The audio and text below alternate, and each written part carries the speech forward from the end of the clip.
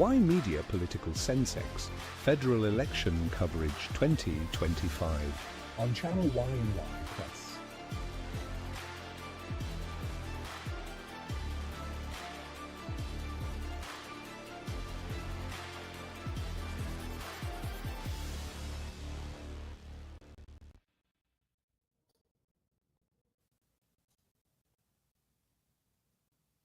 Hello everyone, my name is Yudhir Jaswal. I'm the group editor at Ymedia. Ymedia group ਵੱਲੋਂ ਤੁਹਾਡੇ ਸਾਰਿਆਂ ਦਾ channel Y ਦੇ ਉੱਤੇ ਬਹੁਤ-ਬਹੁਤ ਸਵਾਗਤ ਹੈ. It's election night and Ymedia is covering election night on all the platforms. You're watching us live across Canada on Channel Y, Rogers 857, Bell 828, Telus 2418 and on Ignite 707. You're also watching us on Y Plus. You're also listening us live on Radio Y, and in case you want to watch us on our website southasiandaily.com and yplus.com. We have a very special panel here. We'll welcome them one by one, and also you can see the numbers at the bottom of your screen. We are going to take you through the entire 343 ridings. ਸਾਰੀਆਂ ਹੀ 343 ridings ਦੀ ਲਗਾਤਾਰ update ਇੱਥੇ ਤੁਹਾਡੇ ਲਈ ਅਸੀਂ ਪੇਸ਼ ਜਿਹੜੀ ਉਹ ਕਰਨ ਜਾ ਰਹੇ ਹੈਗੇ ਆ, ਜਿਹਦੇ ਵਿੱਚ ਕਿ ਤੁਸੀਂ ਦੇਖੋਗੇ we'll be focusing not only across Canada, but we'll give you the numbers, what's happening starting from Atlantic Canada. That's the numbers we're getting right now, and then we'll start getting numbers for other provinces from Quebec to Ontario to BC to Saskatchewan to Alberta. We'll give you all the numbers, in-depth coverage, especially about GTA. The suburban ridings are very, very important. ਅਸੀਂ ਜ਼ਰੂਰ ਉਹਨਾਂ ਦੀ ਗੱਲਬਾਤ ਕਰਾਂਗੇ, start ਕਰਾਂਗੇ ਓਸ਼ਵਾ ਤੋਂ ਲੈ ਕੇ Richmond ਹਿੱਲ ਤੋਂ ਲੈ ਕੇ ਥੌਨ ਹਿੱਲ, ਵੌਨ ਦੇ ਵਿੱਚ ਬੜੀ ਇੰਟਰਸਟਿੰਗ ਕਿੰਗ ਵੌਨ ਦੀ ਅੱਜ ਸਵੇਰੇ ਗੱਲਬਾਤ ਹੋ ਰਹੀ ਸੀ. It's going to be very very interesting. Brampton, all 6 ridings are very, very important. Mississauga, we have 6 ridings. Oakville, this time we have 2 ridings, Oakville West and Oakville East. We'll talk about Burlington, we'll talk about Hamilton and all these ridings. So I'd like to welcome my co-host once again. We've done the debates in partnership with the Brampton Board of Trade. So we have the CEO for Brampton Board of Trade, Jaypaul Messi. Jaypaul, sir, a very warm welcome on Ymedia. How are you? I'm doing great. Thank you, Advertise, for having me back again. This has been a very exciting time for us and our partnership, not just because it's great to work with you, not just because it's great to talk politics in general, but because the importance of this particular election, not just nationally, but right here in Brampton, and the importance of our community in terms of setting the stage for what's going to happen across the country. So I'm very happy to be here with you tonight and very excited to see the results starting to come in. Yes, the results have started to come in. I know it's too early right now. The Liberals are leading 16-6. NDP hasn't opened their account as of now. I don't see anything for the Greens or PPC or Independent. But we'll certainly keep you posted. I think we all knew as far as the poll numbers would indicate it could be a two-way race. Yeah. That's what it seems like for now.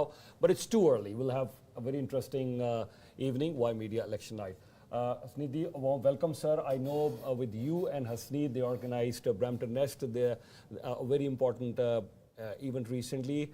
So thank you so much for joining us, sir, today. It's a pleasure to be here, and I'm so excited to talk politics with all of you. Thank you so much. We also have former Member of Parliament Rameshwar Singh Sangha. He's been on the other side, and we would ask him how interesting it is when the results come in. Former Member of Parliament from Brampton Centre, Rameshwar Sangha. Sir, a very warm welcome. Thank you, Yudhir. I'm very grateful that you have given me opportunity today to come here. I'm really excited to see today's result, because there is something on the stake, or for the whole public or whole Canadians. They are looking forward, that they want to see that there is one side change is required, other side they say there is some change, different type of things are required, which we will discuss later on. Thank you very much for giving this opportunity. Thank you, and we can do this without someone from the polling companies with us. We have Robert from Main Street, and Quito Maggie from Main Street will also be joining us very shortly, because there's lots of debate going on about the polls, and I've heard many questions on our radio shows, on our TV. So we have Robert from Main Street Research. We'll see if his poll numbers are correct. Robert, a very warm welcome on Ymedia once again. Welcome back, sir. Thank you. Happy to be here, yes. Yeah, and Robert is going to take us riding by riding. So in case we'll certainly open the lines also for you very shortly. I know on other channels it's not possible for you to call, but you can call us. We'll open the lines very shortly. You can call us, ask us about any riding that you want. So we will tell you live on the screen. So we have that tech with our tech team, Shubi, Robert, they've done an amazing job. So we will be talking about that very soon. Riding by riding, we'll do the analysis, and also live we'll be presenting you all those numbers as well. Former Chief of Staff for the Brampton Mayor, and he's been very active in the provincial politics and now I guess in the federal politics as well. Hasneet, a very warm welcome on Ymedia. Welcome, sir. Thank you for welcoming me back, and I look forward to sharing all my insight with the listeners and the viewers. Thank you so much. And we have Costa with us. We'd like to thank, without our sponsor support, we'll announce more sponsors also. There are some sponsors outside. I think they're having tea and snacks. Very shortly they'll be in. But we have our main sponsor, Costa, with us from HKC Construction. They're in the construction business. Sir, a very warm welcome. Thank you very much for having me. I'm looking forward to sharing insight and hearing yours as well. Sure. And yeah, how has the construction, and you see on the full screen HKC Construction, they are our main sponsor of election night coverage. We'd like to thank them. Also one of our another sponsors, he's in the mortgage business as well, and we'll see how the real estate, mortgage or the financial industry is being impacted. We will have Mr. Pankaj Munga. He's also from the finance industry. He's been covering with us US election, Canadian election, federal, provincial, many times, and even India elections for that matter. So he'll also be joining us. But here we'd like to welcome Kamal Bhatia ji. Kamal ji, a very warm welcome on Ymedia, sir. Pleasure being here today. Not only would we be looking at elections, I have in mind aspirations of the young Canadians that are growing up. So I'll be looking at the whole election process or the results process from that perspective. Thank you. Great. I want to straight come to you, sir. Before I go back to Jaipal as well. Initial numbers, do you think they are aligning very well with the poll numbers that were there? It's very early right now, 16-8, but what initial thoughts? I think the initial thoughts are actually competitive. So if you look at Atlantic Canada, where we have the results come in, they are traditionally Liberal strongholds.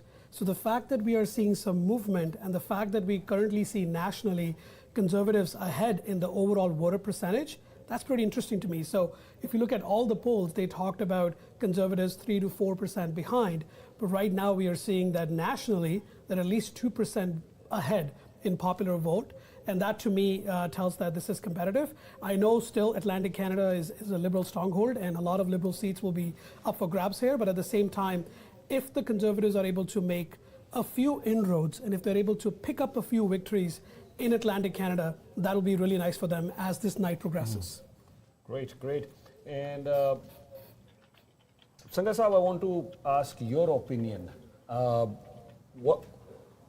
Where did the Conservatives lose the plot? They were almost 24 points lead, and suddenly you see now the Liberals leading, at least in the polls. We'll see the final numbers in a few hours from now. But where do you think the Conservatives lost the plot? Actually, you know, that was one sort of boost to the Conservatives because Liberal was not in the good hands of a leader. Leader was not good.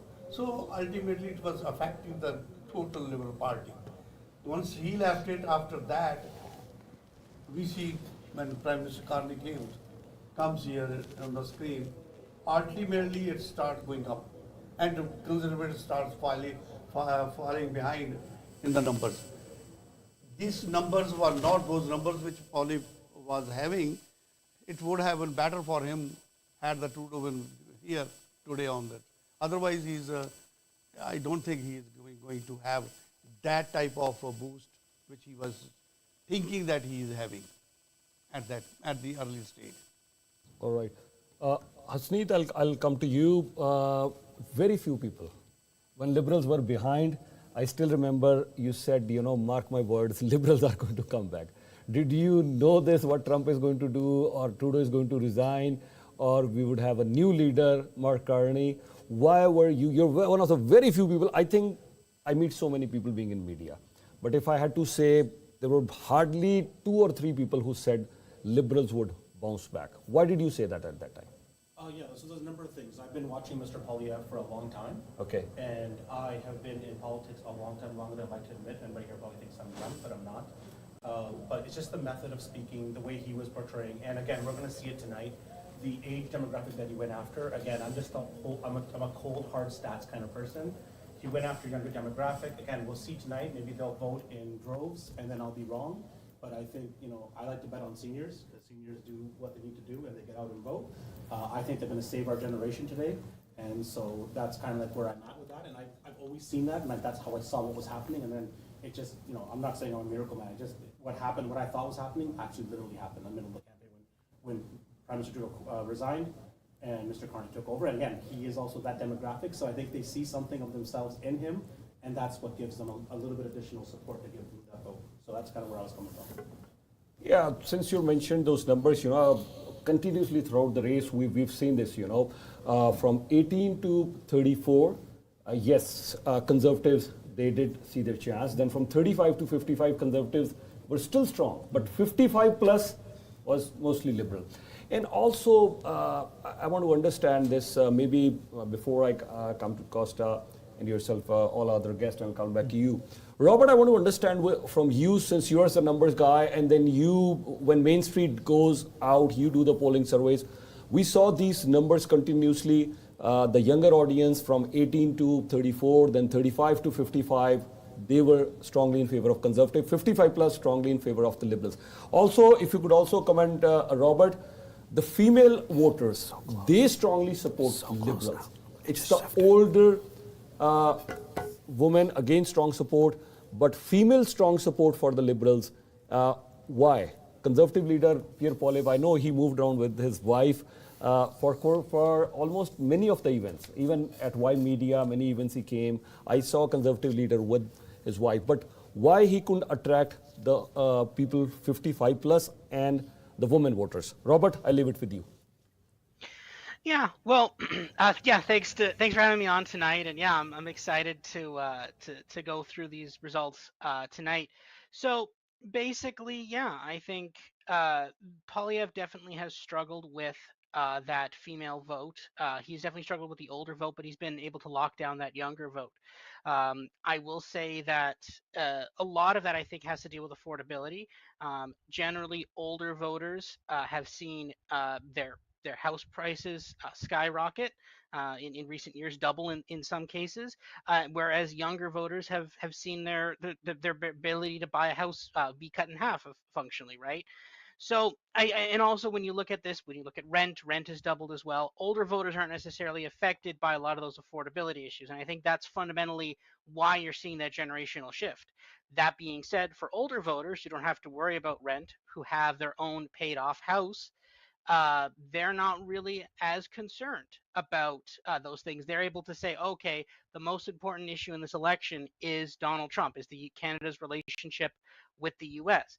And I think that finally is why we're seeing that different age split. I'd say younger voters are a lot more angry, and they want to vote on that anger. And I think that's why you're generally seeing a lot more of those younger voters voting Conservative. But those the younger voters are Conservative, but the older voters who are much more comfortable and things have actually gone relatively well for them. Once you've gotten rid of Trudeau, which was the subject of a lot of their anger in terms of the carbon tax and some affordability measures, now they say, oh, Mark Carney is the person to fix all those problems. Costa, I want to come to you. You're in the construction business.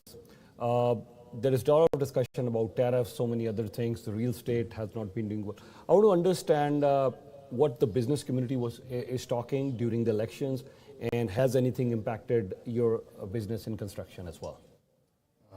Well, definitely the whole tariff conversation has sparked a lot of volatility in pricing, lead time items, uncertainty. This is unfortunate because we just come off some unsettling times between 2020 and now. So it's been a tough break for the construction industry for quite a bit of time, and now you add tariffs on top of that. It's just a continuation. It'd be great to put this all behind us and have some certainty moving forward, and that would help de-escalate costs and increase certainty. But unfortunately, what we're seeing specifically with tariffs is the ability to maneuver quickly. Finding local sourced material obviously is one way around the whole tariff thing. But as that continues, a lot of people are sourcing the same material. So inevitably what you're going to get is inflation, even if we are looking at locally sourced material that you're able to go around the whole tariff thing. well, now a lot of the companies internally in Canada are getting a lot of orders, and that's causing their prices to escalate as well, which caused lead time items to occur. So all this to say is it has created an uncertainty, continued an uncertainty in our market. It's difficult to proceed with especially major projects for developers, and it'd be nice to get that behind us with a future leader that hopefully can negotiate with Mr. Trump and put the tariffs behind us. Sir, you're in the mortgage business, very closely looking after finance, mortgage, lending, real estate as well. There's so many aspects that you closely follow. So Kamal Bhatia ji, if I may know from you, how has the tariffs, has it impacted at all in the lending business, real estate, mortgage business at all? I would look at it from a slightly different perspective. The effect of tariff on the ground has been a bit, but mostly it's been in the minds of the people. It's the emotional mindset which has taken a nosedive. And I predict that shortly, very soon, that emotional mindset which is low right now will come up and things would become okay. Would it be hunky-dory and everything perfect? No. But it won't be as much of a negative impact as everyone initially thought because of the tariffs. So things are not going to be as bad as people got scared. And Jayapal, if I want to come to you, we did do the election debates as well here. So at that time, I know the poll numbers didn't change. Why do you think, despite so many challenges, you know, we had the issues, we at the debates, there were candidates talking about crime, affordability, housing, healthcare, education, so many other things. Even sometimes they're talking about provincial matters as well, you know. But nothing much has changed other than the leader himself. I mean, Trudeau, we have Carney now, and then Donald Trump talking about tariffs and annexation of Canada. He's done that today as well, on the election day as well. We'll talk about that. But what do you think, then why on the ground people still are supporting Liberals? I think ultimately, the way this election has been framed, and I think our fellow panelists and colleagues have touched on some of these issues, is that the election has, for better or for worse, and I would argue for worse, has been framed as simply a referendum on who's best suited to negotiate with Donald Trump.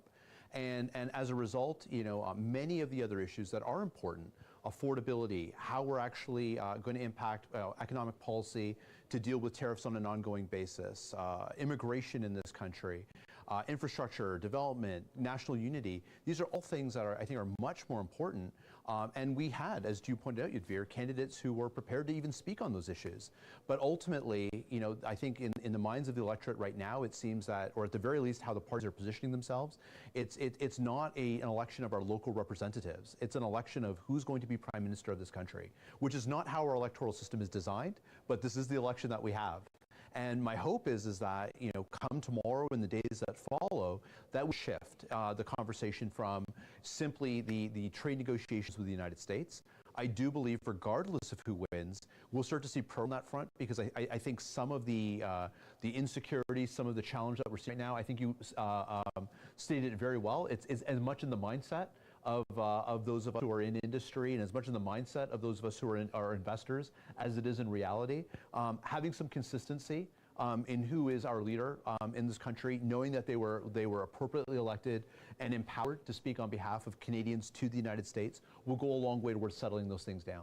But my real hope is that it's less about that trade relationship with the United States, and how do we move beyond that being the only issue that is motivating people to get involved. Because we are electing leadership for the next 4 years based on what might be a negotiation only in the next few weeks, and that's what I think is the really troubling part right now. Yeah, good point. Hasneet, I want to come for a minute. What I thought, 2 points I want to discuss. I want everyone to comment on that, but Hasneet, I'll start with you this time. In this century, we've had just one Conservative Prime Minister, that's Stephen Harper. Even if we go back 50 years, yes, we had Pierre Trudeau, father of Justin Trudeau, as the Prime Minister, of Turner and others. I'm talking about someone who really had a good span, a good run. So then you had Brian Mulroney, Then you had from 1993, Jean Chrétien. And then from 2000, a short span, 3 years, you had Paul Martin, again a liberal, Jean Chrétien a liberal. Then you had only, Brian Mulroney as a conservative. Then Pierre-Elliott Trudeau, again a liberal. And in this century, just one conservative minister from 2006 till 2015. So, but then again you had 10 years of Justin Trudeau. So even if you look back 100 years or 150 years, I think liberals, 2 out of 3, I see liberals ruling, if you look at the history. So that is a point that yes, liberals seem to be the natural governing party. This is point number 1. Second, I want to make that I was trying to see how did the conservatives get into the power and what they have to do, what they had to do. Even before getting elected as a prime, I met Stephen Harper many times and I was following it. Prime Minister also interviewed him, but even before he got elected, I was watching that yes, he was getting into the communities, different communities, Italian community, Portuguese community, the Greek community, the Persian community in Richmond Hill and other areas, the South Asian community here. He would go and Stephen Harper was building connections. He was, our biggest terrorist attack, 1985, Stephen Harper announced that yes, I will get an inquiry done, and I know he built a memorial there as well. He also had Jason Kenney. He was building connections across the communities. GTA has, if you look at the seats in GTA has more seats than many of the provinces, including Alberta as well, Alberta and BC. So this is the amount of seats GTA has. This time, I think the Conservatives, they didn't have anybody really to lead or build those connections. Yes, we had few candidates here, but 4 or 5 MPs right across GTA, I don't think so they were able to build that sort of connection. Pierre Poilievre himself built the connection, but Stephen Harper had his deputies as well, working very, very hard. With due respect, I'm saying Param Gill, of course, he facing his challenge. But even when he lost the elections, Param Gill, at that time, in 2006 and 2008, he was working very hard. For 2011, he was very active. He wasn't the MP until 2000. This time, he was brought from the provincials, but was he really able to build those connections as the Liberals were? So I think these 2 factors that these are important. What do you say, Hasneet? Yes. First, thank you. That's a long. First, let's start with the first one, natural governing party. I don't think there is any natural governing party in Canada. I just think, look, this election is kind of interesting, and I wanted to sort of talk about 2 things that I missed the last time I actually raised, and it'll help me answer the question that you gave, is the NDP vote loss because of Mr. Trump with his tariffs, which a few of my colleagues have already mentioned, is that the scare of Donald Trump with the threats he is making is causing what we call, I don't know if the listeners have heard this, a national election. There have been very few national elections of our lifetime. This is probably the second one that I've witnessed in my lifetime. I am 43, just turned 43 a couple days ago. So it's when something is so big and such an issue that bars over the election, doesn't matter short term or long term, it's dominating voters' minds. And it's really dominating seniors' minds. And it's dominating everybody, but it's dominating them more because they're right now, their pensions, their savings, everything's at stake. The stock market has crumbled to a point of like unheard of levels. We've never seen this happen before. And it's all because of an administration that's gone in a situation that we can't understand. So I would say that the strategy, like look, Stephen Harper was a great prime minister. The way they, from a political standpoint, and with Jason Kenney and what they did with the strategy with regards to ethnic communities, it was brilliant back in that time. It was an amazing strategy. They worked it quite well. I would say the thing with this, again, look, we're still counting the votes and ballots, and I'm not going to pass aspersions and stab people right now. But look, there's been a lot of debate. We've all seen the backing. You guys held debates, and candidates were moved from seats from different cities to other cities. It's almost things that I've never seen before, and so it's just very, very interesting what's happening. I think we're going to watch as the night goes on. We will see many things happen. We'll comment here. But again, I just think there is a different approach. And then my friend Hardy will talk about digital strategy. It's been a massive impact on this campaign. And it's played out in the 2 years before what they did to the NDP and Mr. Singh and the Bloc, and how it's being used right now in the campaign. These are such big issues, and I hope they'll cross them. But yeah, those are my responses back to you about the thing that you raised. Sure, I think Deborah wanted to add, and then we'll do. For sure, and so first off, that was super impressive, you rhyming off that list of prime ministers. That was really well done. And I think what's worth noting, however, in that is you presented it as a continuity of leadership and party, but it's worth reminding that those Conservative candidates were not all from the same Conservative party. That Conservative Party has gone through trials and tribulations over the years, post-Mulroney, and then again post-Harper, where the party suffered significant defeats at the polls, to the point in some cases losing party status. And I think that's an important part of the story in answering the question that you're asking here about why the Liberal Party has continued and what is shaping this election. And that is, each time that the Conservative Party has gone through these significant defeats, they've rebuilt that party, but they've rebuilt that party through very specific demographics that they've brought back in.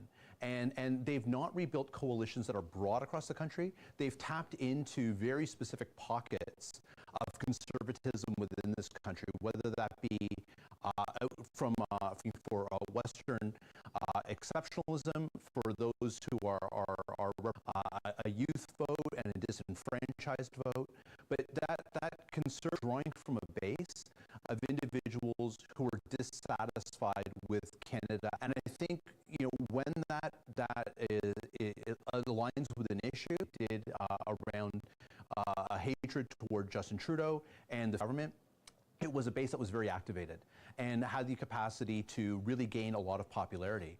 But that's not a coalition, I think, that stands up to the test of what is really a forward-looking vision for Canadians. And I think what's happened with this particular election, and I like your term there, it's become a national election, it's become one of Canadian identity.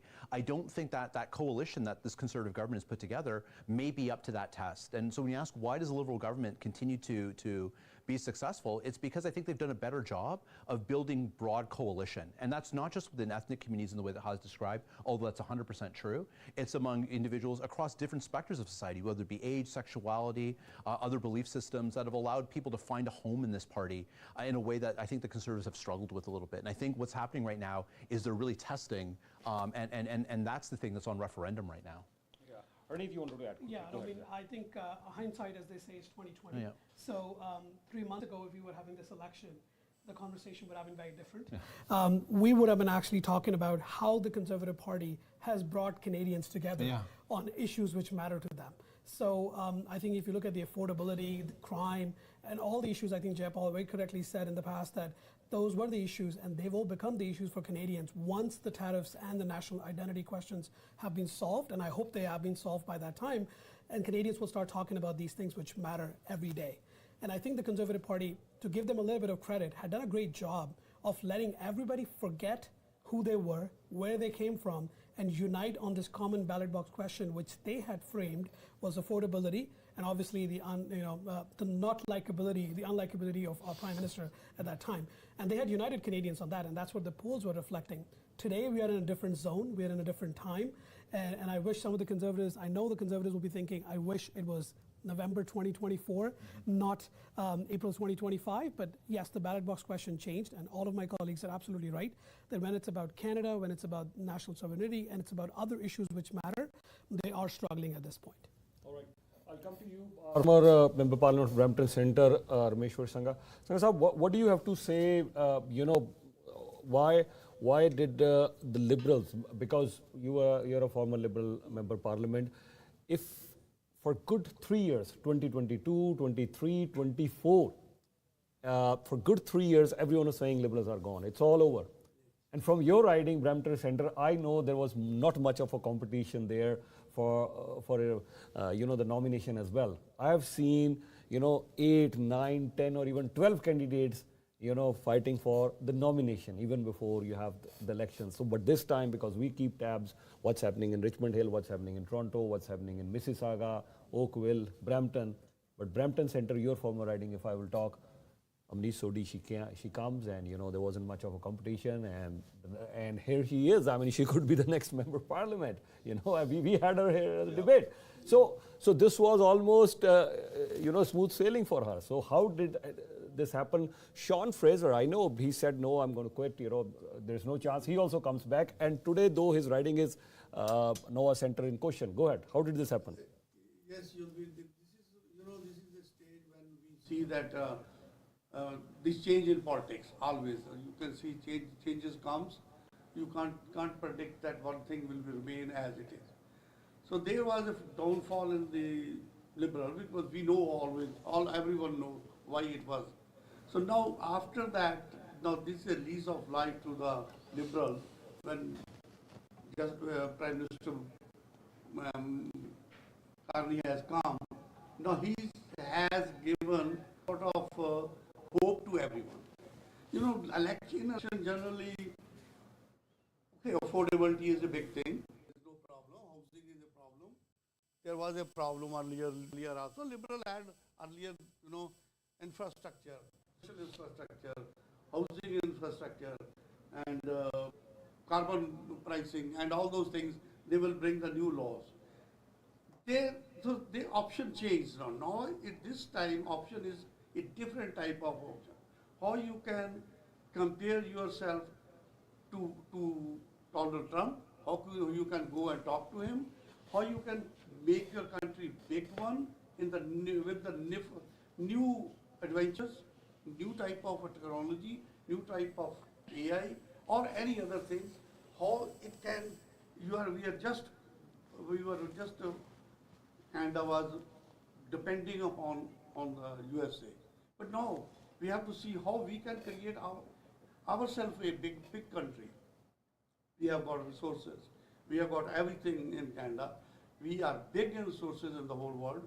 So how we can use those resources? That's the hope Carney is giving now, Prime Minister Carney. That's the way he want to bring that change in this one, in the total setup. Now, if you can use your money which you have got, you are a rich country, you want to be leader of the world, yes, that's the hope he is giving.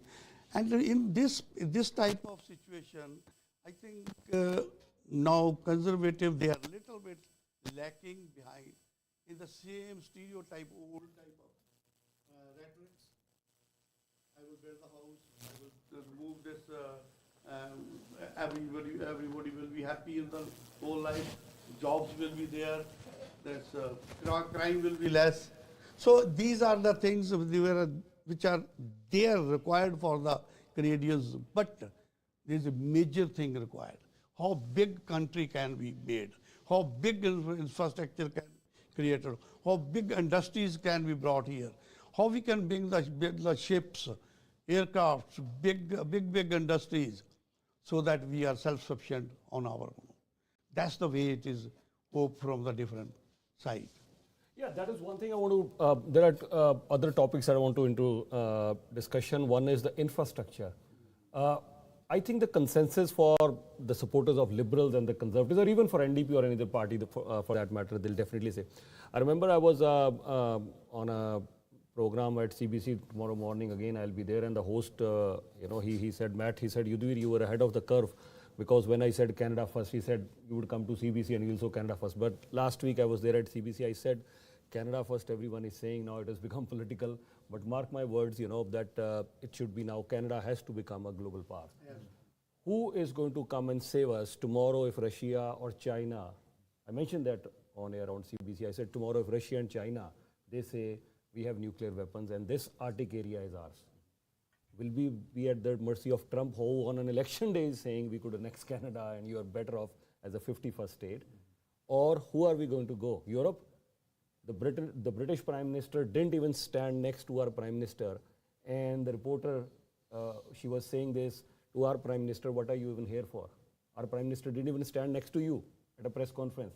So who would be going? Canada has to become a global power, if not a superpower, with infrastructure, with defense, with technology, with our economy, and so many other things. That is the question which whoever forms the government next 10 years we have to address.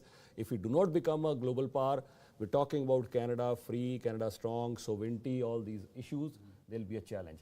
So, hi, you want to start? Yeah, okay, go ahead. And this is a question for everyone. Where are we seeing Canada 5 years, 10 years, 15, 20 years from now? It's a very different world.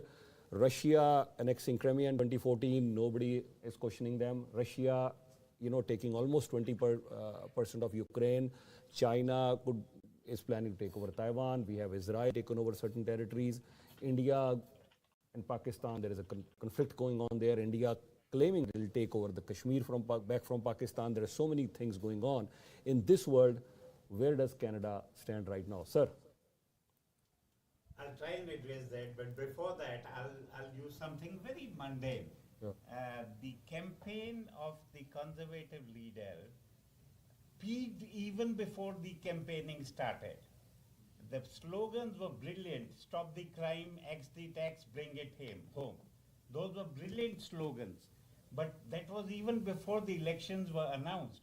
And when Mr. Carney came, they weren't really able to up the ante and bring out something very strong, very powerful that could negate the effect of Mr. Carney. So that is where conservatives slipped a little. I may be wrong. That according to me, because elections are essentially emotional. People are emotional beings. And if you don't connect with the emotions, and those three slogans were emotional, and after that, it didn't really move up. Coming back to the bigger thing, is Canada going to be a superpower, a strong power? Any leader who gets elected as the Prime Minister, I don't think, as things are right now, I don't think anyone is poised to bring Canada to the center stage and make it a powerful country. As things stand now, things can change. I think if we really want to make Canada a global power, we'll have to wait till next election, so that when elections are announced, or even before that, a visionary can come up, not politicians. Right now, unfortunately, it's bureaucrats, politicians and bureaucrats. Let there be a visionary who starts working and starts building even before, immediately after a new government is formed. Maybe somebody will emerge from the existing government. Whichever party, it doesn't matter. But I'm talking about making Canada a global power. There is no right now. I don't see it, and my knowledge is limited. I'm sure you're wiser than me, Kamal, and I generally agree with your point of view. I will say this is let's not discount the bureaucracy. Let's not discount because what I do believe is you're right. It will take, it's a generational effort to enact these changes, and it takes real vision, it takes real time. But in the interim, our way to protecting our sovereignty is not just through military, it's through our economic engine, it's through our economic importance, it's through our trade relationships. And we've seen that play out, not just our relationship with the United States, but when we look at what maintains peace in the world, oftentimes is not just military might, it's the importance of markets. And in that way, I think Canada can advance more quickly. And that's where I see the opportunity. I don't discount your desire for vision at all. But in the interim, as we engage with our members, I belong to a board of trade, and work with our members around how we're helping them through issues of tariffs. How do we help support diversification of markets among Canadian business? It's the mundane stuff. It's not the sexy stuff. It's how do we find standardization around regulation to allow our Canadian products to be accepted in Europe, for instance. It's how are we working with our trade consulates and EDC to ensure that there's opportunity for Canadian businesses to explore new markets broadly. And so I don't disagree, we need to think big and bold, but I think there's work that can be done that is not the exciting work, but the important work in the meantime that will start to establish a status quo in the world that ensures that Canada does have some safety and security because we have an economic seat at the table. I would agree with you totally, but it's your turn. Sorry. I'm actually going to borrow what he said, and my colleague Hasneet previously talked about this being a national election. Regardless of the outcome today, I think we can all agree, we know this is a historic election. And we know the election, whoever wins, this is not going to be a walk in the park for that Prime Minister. So they cannot, in my opinion, afford to not think big. This is not the time. Regardless of what happens tonight, both Prime Minister candidates, at least the leading ones, have laid out a vision to put Canada first in one way or the other regarding, forget the slogans for this moment, but at the same time, I don't think, as Jayapal was saying, our seat in the international table comes from our economic might. And we cannot afford a prime minister, literally, who does not think big. So I think to credit both the candidates at this point, they will have to borrow each other's policies. They will have to look at the other camp and realize that, can we really have a strong Canada, as Ymedia was talking about, without a good energy policy? I don't think so. Can we really have a strong Canada without an international economic policy?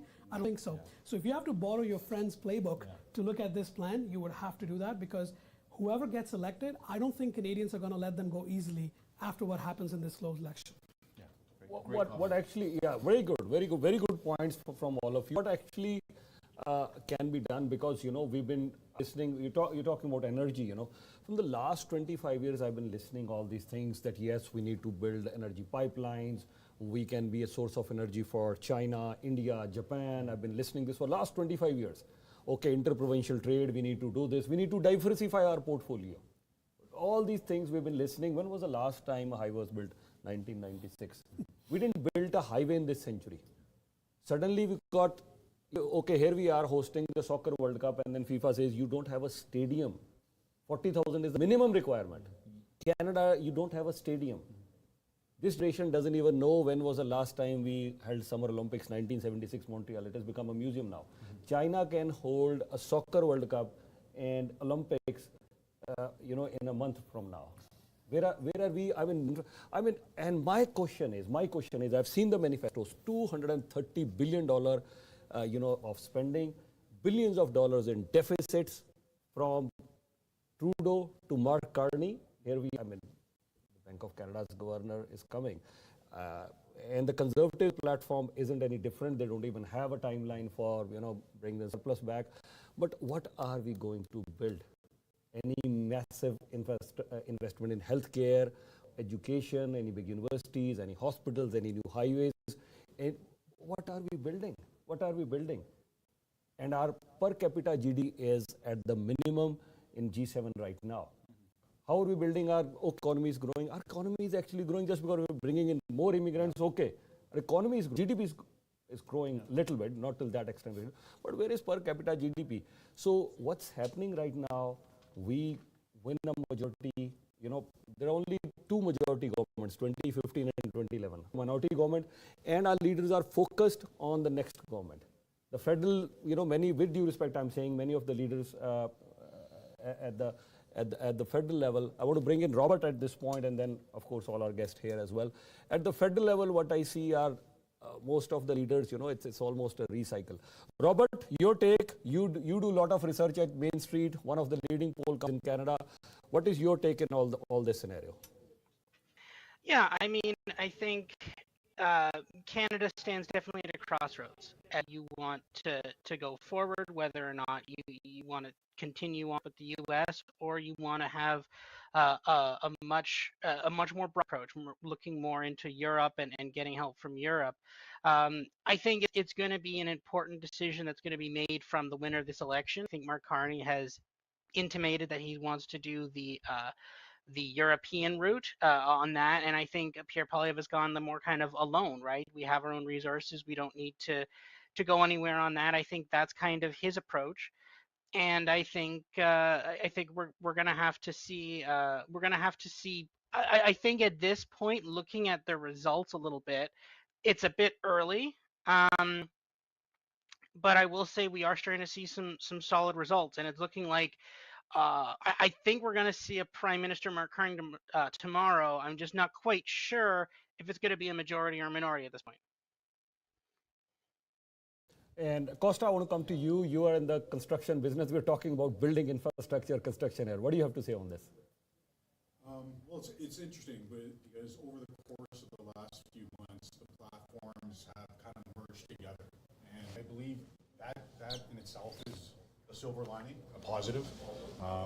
I think both now, where the Conservatives started the discussion of spending more on certain things and cutting back some red tape and timelines on permit process and approvals, I think now the Liberals have opened up their eyes and have piggy-banked on some of the things that make sense. So if anything, whoever gets elected, I think this whole process has helped push us to a greater level. In terms of infrastructure, look, we've got a lot of resources in the country. It is a resource-rich country.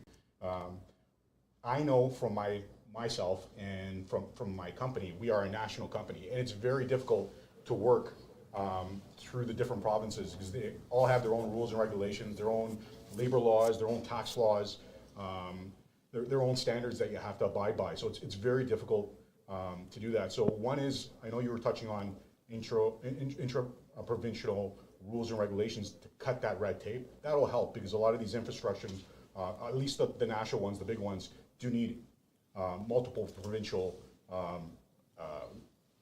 partnerships. But for us in the construction industry, I think it's really good to see that there's an alignment there of being able to cut down on the red tape for these things. Like the Liberals aren't quite there yet. The Conservatives are, I think, more bullish on it, more aggressive. They're planning on, well, from their platform, they're saying 6 months and no longer for able to go through the process and get projects approved, where the Liberals right now are about 2 years. I know from my personal experience, it's taken upwards of several years, 5 years, for one client of mine to be able to get entitlements and permits. So if we're talking about infrastructure just to build, first things first is let's condense the schedule. That will create efficiencies. That will create the ability to bring down costs, drive down costs. The least amount of consultants and talk, the least amount of money you're going to pay on that, and you need boots on the ground, and you need these projects to go. So I believe that's a positive in itself. Yeah. Before I come to you, Robert, I want to bring you in for a minute because at this time we've started getting numbers from Quebec as well. We'll certainly get numbers from other provinces as well. But I see their ridings flip. Newfoundland Liberal lost 2 ridings, which they were hoping that they would hold on to that, but they're still maintaining an overall lead. So from Newfoundland and Labrador to Quebec to other areas, and then shortly we'll start getting our results from Ontario as well, and we'll keep moving to other parts of Canada. But what are these initial numbers indicating? Ridings have been flipped. This is very interesting. I want you to talk about few ridings and your comments on all this. Please, Robert. Yeah, so technically the Conservatives have flipped at this moment only one riding. They have flipped the Long Range Mountains. Technically, Central Newfoundland was a riding that the Conservatives did hold in the last election, but very narrowly. But that is narrowly no more. They have an almost 20-point lead there in that riding. What we're seeing is the Conservatives seem to be doing a lot better in rural Atlantic. So they're doing better in those. Basically, we'll use a definition here.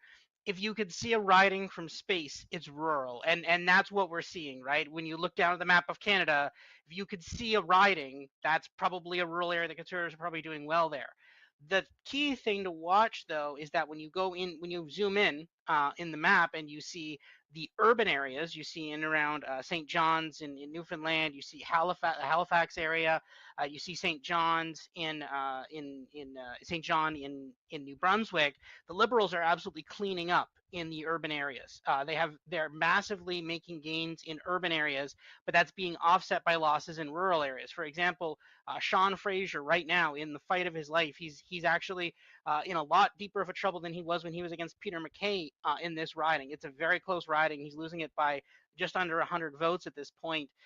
And this is the thing. I think we talked about when I was on the program here when we talked about the U.S. election just a few months ago. We talk about the rural-urban divide in the U.S. I think it's very possible that's being exported here tonight, especially into the Atlantic.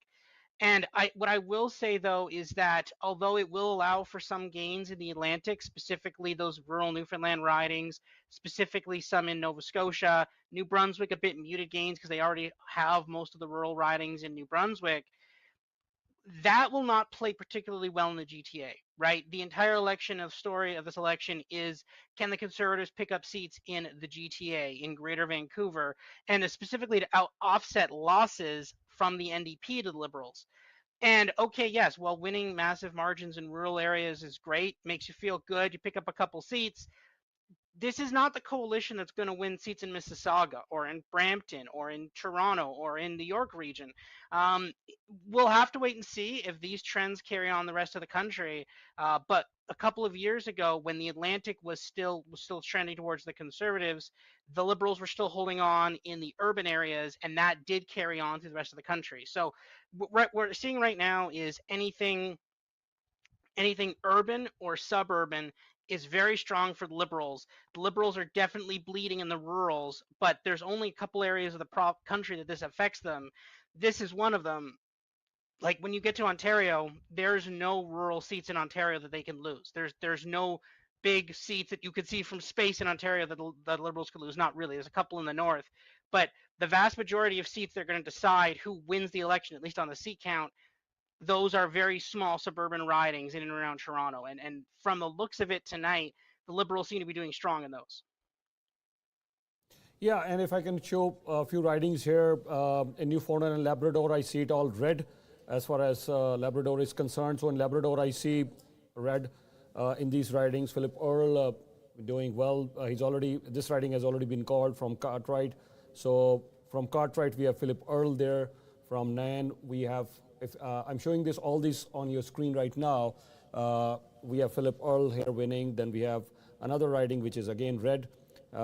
So I see this is strong. This riding has been called, okay, Central Newfoundland, as Robert was also mentioning. This is blue now, and also another riding has been called Long Range Mountains. Liberals wanted to hold this riding. That's what you were talking, Robert, Long Range Mountains as well. Yeah, I think you wanted to mention something, but very quickly, another riding has been called, here you see this blue now. So this is currently the situation in Atlantic Canada right now. You wanted to talk about Atlantic Canada? Yeah, go ahead. I think Robert made some great points, and you also talked about Liberals had to hold that riding. Yeah. And I think all of us who have worked on campaigns here before, including the former MP, we have a lot of times campaigns are very local. Yes, this is a national election, but what's happening at the local ground level matters a lot. To Robert's point about Avalon, and that's one of the ridings, Jadvirji, I'm watching very closely, because that riding had a sitting MP and a minister, Goody Hutchings, for a long time, and she's no longer on the ballot. So when you have a big name who's been in the riding for a while and they go away, it kind of becomes a seat up for grabs, and especially if you're the Conservative Party making inroads. The other important issue when I talk about Atlantic Canada is the importance of fisheries and all the industries which they believe in, and they care about the aquaculture industries. There has been a lot of remorse in those ridings, which I've seen on the internet, talked about in the news, about how much the Liberals have let them down. So at the end of the day, this is an opportunity for their voters to say, you did not care about my livelihood, and now I'm going to go come up and vote differently. So some of the surprise picks we see could basically be, end of the day, the local ground game, and how much of the local issues the headquarters have forgotten and they've not paid attention to. So yes, the urban centers in Atlantic Canada will still vote overwhelmingly Liberal, but if we see the Conservative Party and any other party today make some inroads into those Liberal strongholds, at the end of the day, it comes down to a ground game and what's the name on the ballot. Yeah. Once again, I quickly want to show what's happening in Atlantic right now, and then I'll show Quebec has just started. So this is how Atlantic Canada is shaping up right now. So if I can just show this on a little bit on a bigger screen. Yeah, there you go. Thank you. So that is what Atlantic Canada is shaping up for you right now. So we have some reds as well. We have some blues as well. And if I quickly move on to Quebec right now, Quebec has just started one of the ridings that you see here. The blocks are leading in this one. So, but it's just a very early start in Quebec. We'll carry on showing you. So as we move further, we'll talk about that.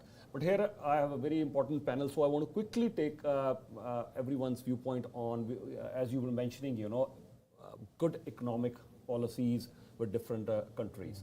So I want to talk about a little bit about our foreign policy. How is Canada's foreign policy shaped, especially our two largest trading partners? US, our largest trading partner, we are continuously facing challenges with tariffs and the talk about annexation.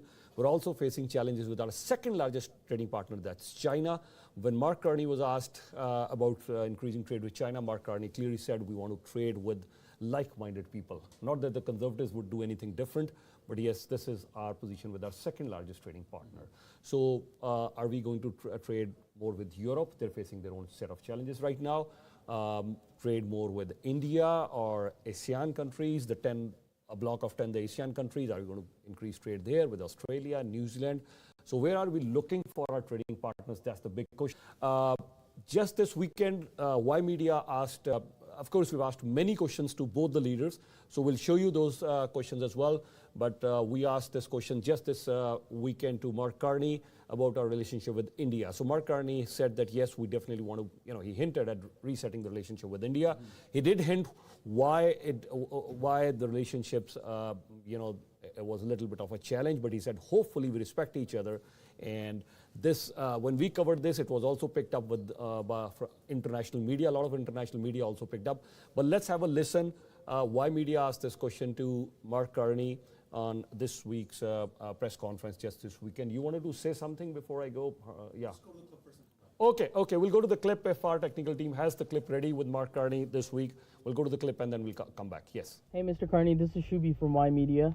I just wanted to know, as Canada and India relationships are strained, what are you going to do if you become Prime Minister to bridge that gap between Canada and India? If Canadians give me their confidence and on Monday and I become Prime Minister.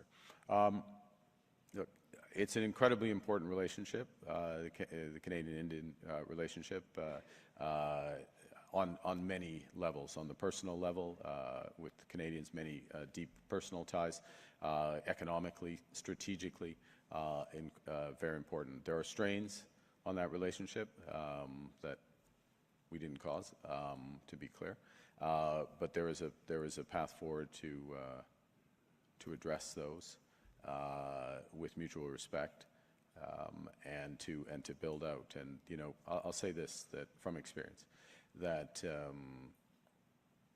at this point where the world economy, but also the global system has been shaken and is being reshaped, countries like Canada, like India specifically, can play an outsized role in building an open, shared economy, shared ideas, a shared relationship. And I think the opportunity will be created. For that, it's been created because of the negative events that have happened. When I'm speaking specifically about the trade war, but it's one of the opportunities that I would look to pursue if I were selected by Canadians. Thank you. As you just heard, what Mark Carney will be opportunity, and I think he's already indicated earlier as well that he's planning to reset the relationship with India. We did ask Pierre Poilievre as well regarding Donald Trump. He's mentioning that yes, he's planning to annex Canada and the tariffs as well. We'll play that clip later on, but let's talk about foreign policy. Yeah, Hasneet, you wanted to say something? I'll come back to you. Yeah, sure, thanks. Look, it hasn't been clear already. This election is about the President of the United States of America. Like, he has put himself in the middle of this election. The ballot question is President Trump, how to deal with him. And you have to step back a little bit and understand what he's doing. He is, as the Prime Minister said, resetting world trade. It is stunning what is happening out there. And I think Prime Minister Carney has synced in on this idea. He understands what is happening. And I would, I'm going to guess, I'm not a foreign policy expert, I'm not an economic trade expert. You, I really think Prime Minister Carney is the right person for this sort of activity, hence why you're seeing a swell of support for him. And I think he's being hired for his savvy in being the Bank of Canada governor, the Bank of England governor, and I think he has an understanding of what the president is trying to do and how we need to go to where the puck is. And I think that's what we're going to see. Yes, there is a significant trade. We're going to have to re-engage with a number of partners that we haven't engaged in a long time. But I do want to remind listeners that, look, for many years, the United States has been our greatest partner. We call them brothers and sisters, and we still will, we still do. But it's just going to change. And I think that's what's got Canadians' backs up. That's what Canadians piling into the voting ballot box to vote, because they just don't know what's happened. And I know it's not something that we have done. And I think Canadians need to hear that very loudly and clearly. This is just a change that the American administration is after. And I think we're trying to just figure this all out in the middle of an election. I don't think it's the best way, but that's the way it's being done. And I think, we'll have our answer after tonight and how we move forward with that relationship. Yeah, cool. Just coming back to great points made there, I just wanted to come back to your original question around, how do we start to diversify our economy? How do we start to participate more in the global markets that are out there? Where are our trade partners going to come from? Yeah. I appreciate absolutely the comments around, having to resolve some of our political issues in order to open up trade relationships once again, particularly as it pertains to India. But I do think, I'll use a similar caveat that Haas used. I'm not an expert in international trade, but I will say this as someone who talks to businesses on a day in, day out basis. There is no conversation about international trade. There is no conversation about diversification of markets and so forth that doesn't have to start with how are we supporting businesses in Canada. And right now, and Costa touched on it earlier, we have businesses that are stifled by red tape and taxation. We've historically underinvested in innovation, and in particular, how we commercialize innovation in this country. We've underinvested in colleges and universities, and we have a crisis of skilled trades or lack thereof, and no pathways or ever shrinking pathways for skilled newcomers who come into this country being set up for success. And I think it's vitally important that we open up trade conversations with as many markets as possible, look to diversify our relationships beyond the United States. But if we're not putting Canadian industry in a position to compete, there is no amount of diplomacy that will allow us to be a partner at the table. And so in as much as these things are vitally important, it has to start with looking at red tape reduction, looking at where we're making our investments, particularly around the commercialization of innovation, and how are we putting our newcomers, setting up our newcomers to succeed by allowing them to work and support our Canadian businesses. Yeah, you're right. I think we've heard a lot of discussion on this one, as you just mentioned, regarding integrating our foreign trained professionals as well. And we'll keep it on foreign policy, but foreign trade professionals as well. Since you raised your point, I'll go to quickly our former MP, Rameshwar Singh Sangha.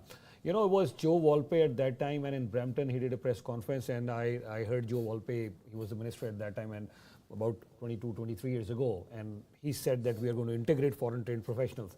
And I thought, I was quite new into the journalism and quite naive as well. I thought maybe they're going to do it tomorrow. If they're announcing, they will do it.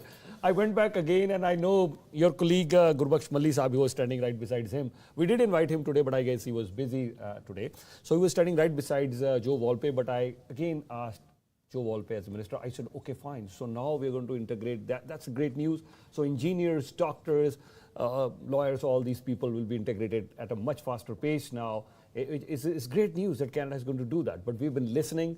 I've mentioned the name Joe Volpe. We were there. We have recordings. And since that time, till this date, we have not seen that happening. Sir? Good question. Because, when Joe Volpe was there, at that time, there were different type of things. And now there are different type of changes coming into the total setup. Technology is changing. New machineries are coming. People are coming now. People are coming, very educated people are coming from the foreign countries. So they are also, we have to use them. We have to use their intellectuals, their credentials. They are coming here with a good knowledge.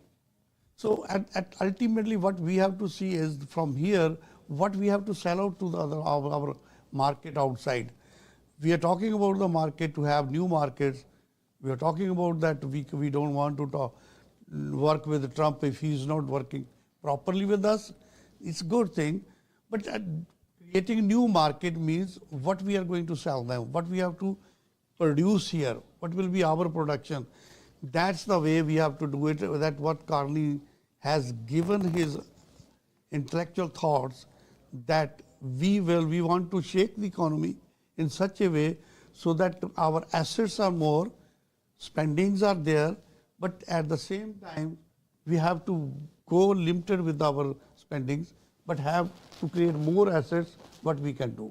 That's the only way when Canada is putting himself, his own full resources into the total big industries, create big industries, create the new markets where you can sell your things. Otherwise, we are at the same level as Joe Volpe was telling. After that, Joe Volpe was the Minister of Education, and if you remember, for Immigration Minister. He was the Minister of Immigration. And the next Minister of Immigration, Judy Scrow, was also present there in the press conference. Judy Scrow was also many things had happened those times. And now this is the time for a change. We have to change into the economic setup too. I hope these parties, those who are coming, new Prime Minister will be coming, he will keep into his mind that we have to move forward, we have to take this country forward with the new thoughts, with the new ideas, with the new technology. That's the way it has to go. Yeah, Hasneet, you wanted to... Yes, again, I want to agree with the points that have been made by some of my colleagues here. I know Jay Paul made a great point about business, and Costa made a great point about what's happening with sort of businesses. Look, I want to start firstly with interprovincial trade. Before I say anything further, I want to express our deepest sympathies to those listening in Vancouver and Premier Eby. Our hearts are with you, and we stand with you. What happened is just completely terrible, and I know we'll get through this. But what I want to say with regards to the premiers, I want to say thank you to all the premiers in the country. We are having a federal election, but we are in the situation that we are in, and we are standing strong. I know I sometimes it may seem tonight that we may sound like we're kind of teetering and we're kind of weak. I do not think Canada is weak. I think we are very strong. I think we have a significant role to play in the world. When I was younger, Canada was always that peacekeeper, was the one that everybody called when you had to settle a fight. Hey, listen, they'll go and fix this, they'll go and handle this. I feel that we're heading back in that position. And again, I want to thank our American administration because they're allowing it to happen. It's sort of that soft power, hard power play, and it's very, very interesting to watch. But I do want to say with back to interprovincial trade, the premiers, Prime Minister Carney was Prime Minister for 9 days, and in 9 days he did so many things that you're seeing the impact on the ballot box right away. And one of them was they are going to address interprovincial trade. Exactly what Costa brought up, the cost, businesses. I think we're going to see some significant moves internally, even with resources, energy, east to west pipeline, like that's been discussed. Resources that are in the far north, like we know what we have. We have a lot to offer. It's going to be how we do it. I want to say there's mention in the platform about artificial intelligence. That's a significant move. I also want to say there's a lot of immigration or exit immigration happening from the United States. Again, this happened when Trump ran the first time. We were the benefit of that. A lot of the Google, a lot of the California staff came down this way. And I think that's going to happen again in this term. We're watching it. They're running away, and we want to take them to come here. And then the last thing, I just want to say is that I repeated it. We are a very strong nation. I think we are going to be very confident, and I think that's one of the reasons. This is not a political election. Like I said, it was a national election. I think Canadians are sending a significant message today to the world, is that when it comes to our electoral system, we're not doing it because we support a single party. We're sending the world a message that we're going to send a majority government so they have the backing of Canadians to negotiate on behalf of Canadians. I think that's how we should see what's happening today. All right. One more quick point that I want to discuss since you brought the premiers, and yes, our heart goes out for all those who lost their lives in that attack, and we know one of the suspects has been arrested. And yes, and of course I also want to mention there has been a terror attack in Indian side of Kashmir as well, so our heartfelt condolences for all the victims there as well. Yeah, as we are covering different election news, we are also covering this as well. But since you mentioned the premiers, the relationship between Doug Ford and Pierre Poilievre, that has been talked a lot about in this campaign. And I'll start with Harneet yourself. What's your take on that? That's a difficult question. I think it was a big surprise, but not a lot of surprise to a lot of people who have been in the Conservative movement for long. So I think Doug Ford has played his cards really well, as we have seen, calling the third election and winning that right on the ballot box question, predicting that and putting up a strong foot, and Ontarians rewarded him with a third majority. So at the end of the day, I think politics is tribal. It is very personal. So people who work in campaigns, they get emotional, they get personal. So things happen. I believe the comments made by some of the Conservative strategies were full, but at the same time, if for any campaign, right, infighting doesn't look good. But at the same time, I think some of the points that were raised, without naming the people who raised them, we all know. I think some of the points which were raised about moving to the ballot box question. I think our panelists, sir, you talked about peaking before the election campaign. So the fact that you had these messages, even a kid on the street was talking about axe the tax, stop the crime, fix the budget. Everybody knew that term. Everybody knew the slogan. So somebody, and a Conservative strategist, made this comment about the ballot box question shifting and the Conservatives being late to the party, right? So I think to draw criticism is fair, to talk about changes is fair, but a lot of times when you're in a campaign, it is us versus them. And if the friends or the brothers in a family are fighting, there's been a little bit of fallout, but I do believe Canadians are smarter than just when you talk about people, they have the right and the decision when they go to the ballot box. And I don't think that plays into this because circles and talk about what can be done and what has not been done. People enjoy this conversation a lot. Good gossip. Good gossip. I'll come to you, and we also want to hear what Robert has to say about this issue and other panel members as well. But before we do that, as you just mentioned, that we were also thinking why the Conservatives are not addressing the main issue, that was the Trump issue with Trump and tariffs. Ymedia, as we covered a lot of campaigns, a lot of press conferences. So at one of the press conferences, very early on, we did ask this question to Pierre Poilievre. Let's have a listen what he answered regarding Donald Trump and tariffs. Well, he'll never annex Canada. That's not, and we're going to confront him in a position of strength. We'll say to the president, if you keep tariffing our country, well, you will have you will turn a loyal friend into a resentful neighbor. We will counter tariff, which will hurt your consumers and your workers. We will have to go our own way.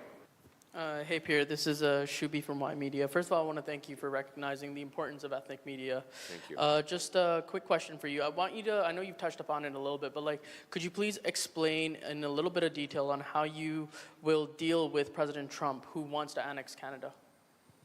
Well, he'll never annex Canada. That's not going to happen. And we're going to confront him in a position of strength. We'll say to the president, look, if you keep tariffing our country, well, you will have you will turn a loyal friend into a resentful neighbor. We will counter tariff, which will hurt your consumers and your workers. We will have to go our own way. While that will be painful for us, it will not be good for America. The alternative is that he stops tariffing our country and allows us to operate as a free, sovereign, and independent nation that trades with its closest neighbor and best friend historically. And if he does that, he takes that option, his economy will grow faster, his workers will be better off, and our defense will be better funded. In exchange for more free trade with the Americans, what I would offer is we'll rebuild our military and secure our borders, things that I wanted to do anyway. That would secure our continent against incursions by hostile foreign regimes, protect Canadians and Americans separately against intercontinental missiles, terrorists, fentanyl, and other threats that afflict both of us. That is how... So you just heard leader Pierre Poilievre who was talking about how he's going to deal with the threat of annexation and tariffs from here. Yeah, Asneet, you wanted to make a comment, please. Yeah, I'm going to say a few things about this. And again, look, I have great respect for everybody in that campaign headquarters. It is not easy to run a campaign. I have run many. There are lots of criticism when you lose, and there are lots of cheering when you win, but there's so much that happens. This campaign's been so interesting, watching from behind the scenes. And I want to maybe, I know this is going to be a little bit in-depth for the viewers, but I want to take you back because some of these people are known to me. I want to mention the names, Nick Cavalis and Corey Tenek. So Corey Tenek and Nick Cavalis are Doug Ford's primary advisors. And, Corey early on in week one, and I don't think he did this out of malice. I think he clearly came out. He saw what was happening. Again, this ran an election with Premier Ford as the main issue as Doug Ford and tariffs.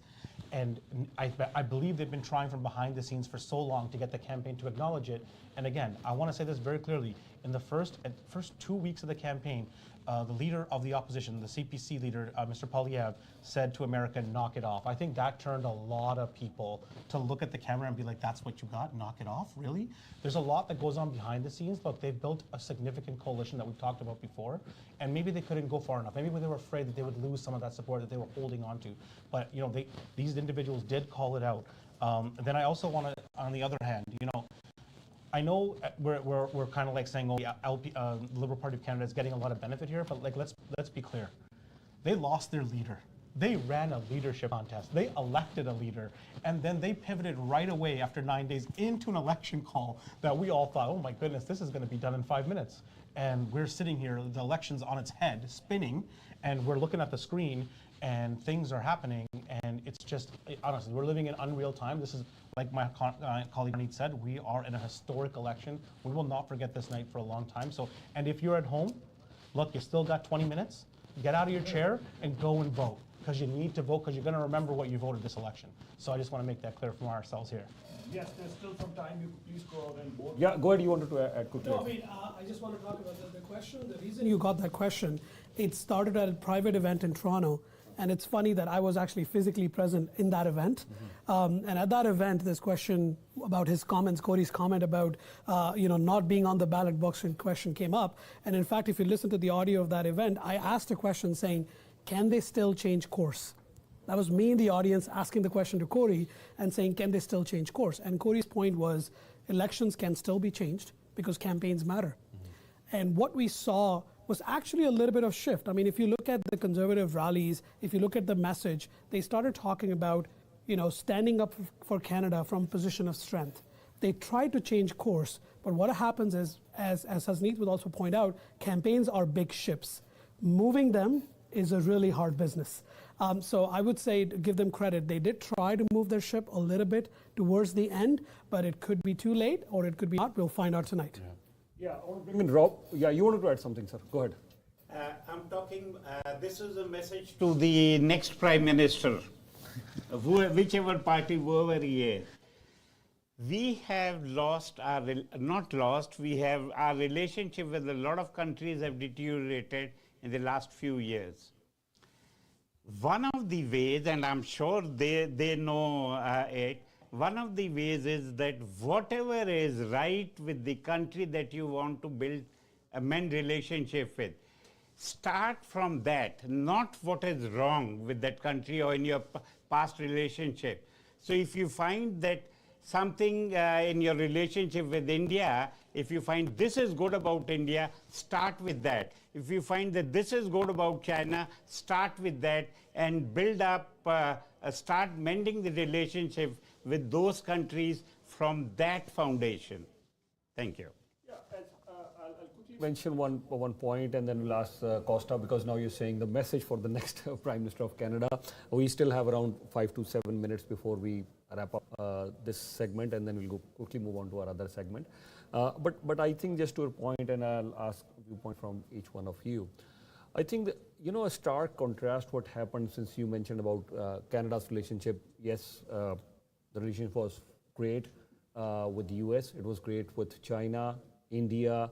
Now it's no more G8 now, it's G7 now. Our relationship with Russia, our relationship with South Arabia, our relationship with Iran.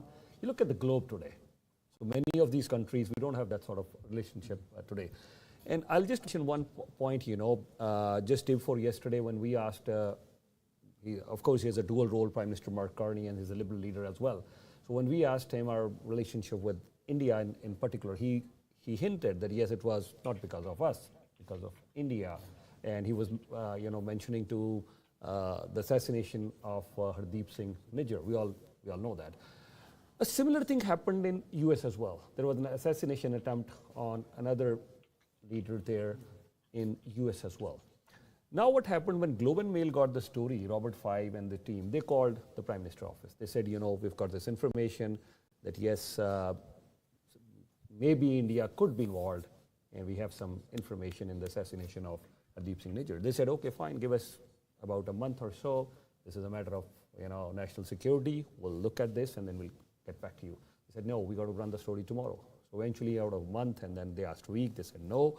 And it was settled for 48 hours saying this is a national security issue. I said, okay. But the next day, they went on the floor and they said, yes, India did this thing, and our relationship with India has been down south ever since. Similar thing happened with the US as well. Washington Post, they called the White House. They said, we have information, India could be involved in an assassination attempt there of the gentleman, we all know his name, we don't need to mention his name.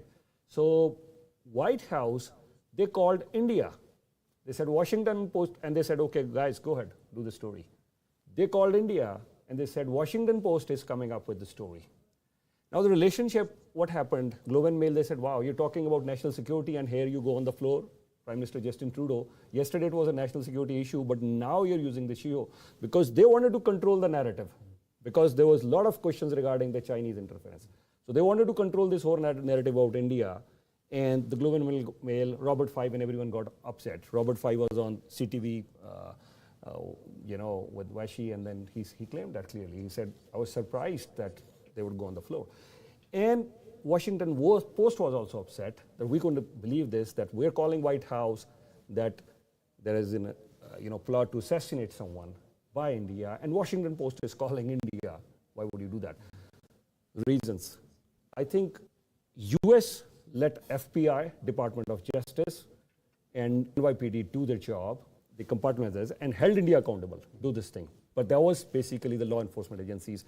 But still, they are building the bilateral trade. So Canada, yes, we should hold India accountable for sure. We have to. We cannot, in case if it's true, we don't know what the courts will say, but in case if it's true, we have to hold India accountable for that. But we cannot, spoil our relationship, trade relationship with, how many liberal democracies are there. There's the fastest growing country in terms of economy, and we always have been calling India as our ally. They're liberal democracies. When we interviewed, Prime Minister Trudeau, that time he was the Prime Minister, I still remember BBC carrying this story, and they mentioned why media asked this question.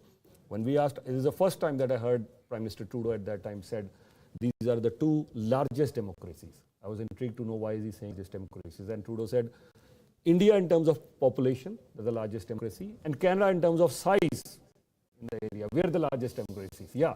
So I said, wow, this is a new thing. That both are largest democracies in the world, So I said, okay, great. So in US, they would say we are one of the oldest democracies. Since we're talking elections today, so in US, they would say we are the old democracies. India is the largest democracy. But when Trudeau said we are both the largest democracies, I said, well, largest democracies, how come? They said, this is what they said.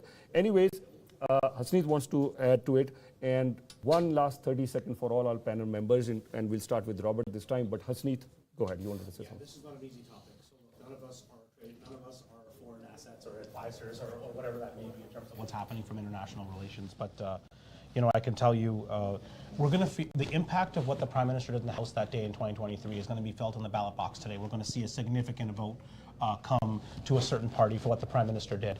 But again, I think it's, again, a national issue. A Canadian life was in jeopardy, and people are answering that. It doesn't matter what background you're. I know a lot of people are going to lead to it's one community, it's this, and no, I don't think so. I've had these conversations on the doorsteps. People are literally worried. Again, I want to tell the audience, this has been going on for 30 years. These things are not new. These conversations, whether they're of course or not, were happening when Prime Minister Harper was the Prime Minister. I remember very clearly when he went to India, and it was bluntly asked, Monson was next to bluntly asked by the Indian media about why they're allowed certain communities to speak up and speak loudly. And he said, it was very smart. He said, in our country, we have what's called free speech, allowed to say what we want. We don't go and, hurt or kidnap or murder the people that speak freely in our country. But what I would want to say to everybody is that, look, yeah, we can walk and chew gum at the same time. A lot of these conversations are going to have to be reset, and no one's saying that one issue should take the other, but this is going to take some time. And again, I think whoever the Prime Minister is after tonight, it's going to be a long road. They are going to travel a lot. We are not going to see them a lot because, again, like the Prime Minister said, the world trade is resetting. Like, we are seeing headlines right now that the moves that are being made, India is talking, China's talking, and they're saying they want to negotiate with Canada, and the US is trying to get in. Again, the president's doing things that are so unusual that it's just stunning. It's stunning what we're seeing, and it's playing a role in our campaign. It's playing a role in international relations. And again, I personally think Canada is going to benefit significantly from what's happening here. Again, we're the only ones to gain in the situation that's happening right before our eyes, because we have already with these countries, they know what we can do, and it's sort of middleman with the U.S. Before it was the U.S. leading the way. I'm not here to speculate. Canada's going to start leading the way on a number of items that is going to stun a lot of people, and that's why I think the election is the way it is right now. I don't want to say too much because, again, we are still voting. If you haven't voted yet, it's not too late. You have 6 more minutes to go vote, 6 more minutes to go vote, so please go and vote. But yeah, as we go on through the night, we're going to have some more conversations, or all my colleagues have something to add about that. Yeah, sure. 30 seconds for everyone. Robert, we'll start with you, and 30 seconds for all our panel members before we head for the break. Robert, we'll start with you, and also I want to, you can take a little more than 30 seconds. Also, what's the current situation? Please, Robert, go ahead. Yeah, well, I mean, we've just been kind of penciling in more votes at this point. We have some more votes. We've called a couple more seats, but nothing too crazy. Again, the same trends we've been seeing, and I highlighted earlier, are still very prevalent. Conservatives doing better in the rural areas, liberals dominating, like just even better than expected in more urban and suburban areas. And again, we will know in about literally 5 minutes, because that is when the polls close in Ontario. I want to see how that translates in the GTA. Not so much Mississauga. I think we can draw a pretty straight line and figure out how this is going to go in Mississauga tonight. But this is going to be really important in more outer GTA areas. How is this rural urban divide going to play out in Kitchener Waterloo? There's 4 seats up for grabs there. Based on the results we're seeing tonight, those could be very competitive. In Niagara, we have 3 seats there that are competitive. 2 of them held by the Liberals. Another one that has become more competitive with the redistribution. These are those seats. Also, when you go out east, Peterborough, Bay of Quinte, some of the seats in potentially outer Ottawa. Those are the seats that are going to make or break the majority tonight, and we're about to get some info on those in just a few minutes. All right, thank you so much. Yeah, 30 seconds for you, sir. The Prime Minister from a politician will have to become a statesman, and much more important, he'll have to become a visionary. And I'm not saying have a think tank, I'm saying have an action team for each of the areas. And all of us have been talking about it separately. Canada has the potential, and my words are not to be misconstrued, has the potential of becoming one of the greatest. I'm not saying it's not great now. It has the potential of becoming one of the greatest because of various historical and resources that we have. So let's go for it. And this again is the message for the next Prime Minister. Thank you. All right. Costa? First of all, thank you for having me on the panel. Great discussion. I learned a lot and listened to everybody's insight. I think this is a massive opportunity for whoever becomes the leader of the country. I think, as the panelists were mentioning, there's a reset on many levels, and internally, I've never seen this much nationalism in my 45 years of being a Canadian. What happened with Trump the last 100+ days has been phenomenal for us. I've never seen the unity that I've seen. I've never seen the pride of being Canadian, and really kind of holding the Americans to an understanding that we're not going to be the 51st state. We're not going to be anything other than Canada, and that provides the ability of the leader to come in and have a rally behind him. And as long as they take advantage of that, I believe Canada has a massive opportunity, because the reset economic trade and nationally, globally, is unprecedented. So somebody coming in right now can really move Canada further ahead on the map, and it's an exciting time. Hopefully they take hold of it. Yeah, and at this point, I'd like to thank you as well, HKC Construction, for sponsoring our election night. Thank you so much. And many of our sponsors, when we go for the break, you will meet them. We'd like to thank all our sponsors for election night. And last Monday, we said that it's all sold out, because this has been our thing for last 25 years. We try, to keep few sponsors, because election night is like, and even cricket coverage is like, people want to have non-stop interaction. But HKC Construction, thank you so much, Costa, for sponsoring us. Thank you so much. We'll talk more about HKC Construction as we move further during our radio programs, in our print newspaper, on our TV shows as well. Hasneet, 30 seconds for you, sir. I'm going to continue to share my insight throughout the night. I'm very happy to be here. I want to thank HKC myself too, sitting right next to him, so I got the power that's coming on from him. But yeah, I just want to say, look, I agree with what most of my colleagues have said from here. We are, the sense of national pride I haven't felt since I was a kid. And it is a very interesting night. And look, we're going to get to Quebec and Ontario. I know you're looking for the screen numbers to change. We're going to get there. Don't worry. The two biggest players at the table are going to show up, and then we're going to really see where this election is going to go. And that'll give us a clear signal of whether we see who's going to form government and the type of government they're going to form. So just stay tuned. I know, our Atlantic brothers and sisters, they have voted. They are significant to us because they're going to affect trade as well. They're going to be a big player in the situation that's going to go forward. But the two biggest players are about to come to the batter's box and hit some home runs. So we're going to see what's going to go on. Sir. Thank you, sir. Trump, I'm thankful to the Trump that he has given us the opportunity to get up and show ourselves to be a big persons in the world. And I know that Canada will start improving himself now. And the leaders, rather all the leaders have given their best efforts. They have done their best efforts to tell the people what they are going for. And those are the judges now who are voting there. They will decide and hope this decision will be very good decision. And I really enjoyed your company and enjoyed talking here and giving my own views. Thank you very much. Next session as well, we'll be doing that very shortly after a very short break. But one quick question for you, sir. So what do you think when this is almost the close of the polls, as Hasneet was mentioning, at this time, how do the candidates feel, because you've been through this? How do the candidates feel? Are there some anxious moment at this time? Exactly, yeah. Exactly, it is the situation that people are excited on both the sides. If you talk to the people, those who are leaning towards the liberal, they say liberal is going to have it. Okay. If you talk, I'm in my plaza, I have around me, I've got many people, those are conservative. They are so excited. People are going to the polls with the excitement. That let us see how we can bring a change. Other parties, how we can our new leader. Their own stand, and conservative to also have their own stand. And this is a very tough fight. Let us see what's happening. You're absolutely right. One of our team members, I can't agree more, one of our team members is outside right now, and very shortly we'll bring you live coverage. Both sides, the conservatives and the liberals, they have set up some very good, nice parties, post-election parties. We'll be having our team in Vaughan, Toronto, Mississauga also. There are 4 or 5 places. We already got the invitation in Brampton as well. So they're all excited, and you're right.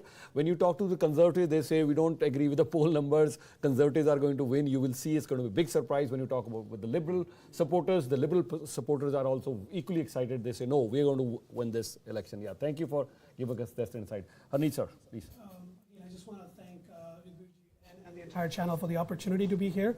This was a fantastic panel. This is a historic night, as my colleagues have already talked about it. This is a historic election. It's going to be a long night, so stay tuned. But at the same time, I think one of the questions you raised about, about India, the trade partnerships, and all of those things. A new election, a new government. Yes, some of the team members might be the same if liberals win. It is a new government, right? We will call it a new government. It's a great opportunity for a reset to not only look at how we do things here at home, but also how we look at things we do it outside the country and with our trade partners and other international countries we work together with. So this is a great opportunity for whoever gets elected to actually put a visionary plan, as Sir talked about, for this country, because this country matters and this election matters. Thank you to everyone for the conversation. This was fantastic. Thanks to everyone who took the time to watch. For me, I think my colleagues said a lot of the points, made them well. The only thing I would add that might be novel is to say, one of the things we've seen heading into this election is just the way it's activated the electorate. The average citizen, references, kids on the street knew the slogans. And we saw at the advanced polls record numbers of people turning out to vote. I trust we'll see similar trends when we hear about what happened tonight. And all I hope for is that this level of engagement and persists. That tomorrow that people don't just shrug and go on and we complain about the government that we have or tune out the issues that have been raised. That the real work starts today, and not just for government, but for those of us who are part of the electorate, to hold whoever it is that gets elected in, whether it be at the riding level or at the prime minister level, tonight accountable. And all the work that's been done over the past several months, and in particular the last few weeks, goes to waste if we forget about the things that are important right now and don't hold those individuals accountable. So whatever motivated you to vote, whatever motivated us to be here, let's hope that we can keep that passion in the days and months and years to come. Yeah, you're right. I think some of the ridings that we're seeing, it's almost neck to neck. One of the ridings, yeah, we can mention many, but Central Nova, Sean Fraser, it's going neck to neck for Liberals and Conservatives right now. That's one riding I'm sure we're watching right now. We're going to get numbers from Quebec also soon, more numbers from Quebec very shortly, but we're getting numbers from Atlantic Canada for now, more numbers from Quebec, and very shortly we'll start getting numbers from Ontario. Then we'll quickly move on towards the prairies and then other areas of Canada, including BC and Alberta. It's going to be a long night. First of all, I want to thank all of you for joining us on the panel. Thank you so much once again to all of you. And I only want to say, you mentioned the word great power. Canada can become a great power. Yeah, we all have our own definitions. Yes, of course, Canada can become a great power or a superpower, but I think for now, I would say Canada should aspire to at least become a global power, because the challenges that we are seeing, and I think we can become a global power only if we are economically strong. We have to definitely invest in the field of technology, because that's the forefront where the next, I think, war is going to be fought. So in terms of technology, economy, in terms of healthcare, education, infrastructure, and all these things, I think we need to invest a lot. I shouldn't be forgetting, because there's so many things, defense as well. We need to invest a lot in our defense, fortunately or unfortunately, because some people do question, and I've had many defense ministers here coming, and we have had this discussion all the time with many defense ministers, that yes, are we investing in our defense, yes or no. We'll take a very short break here. We will carry on this discussion. Stay tuned with Ymedia. Thank you. Thank you.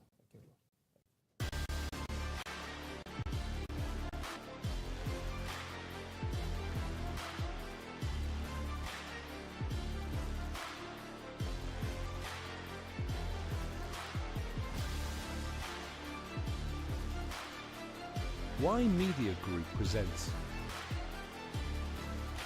biggest ground coverage, federal election Canada.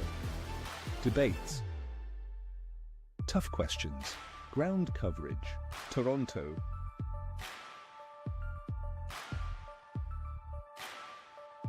Markham.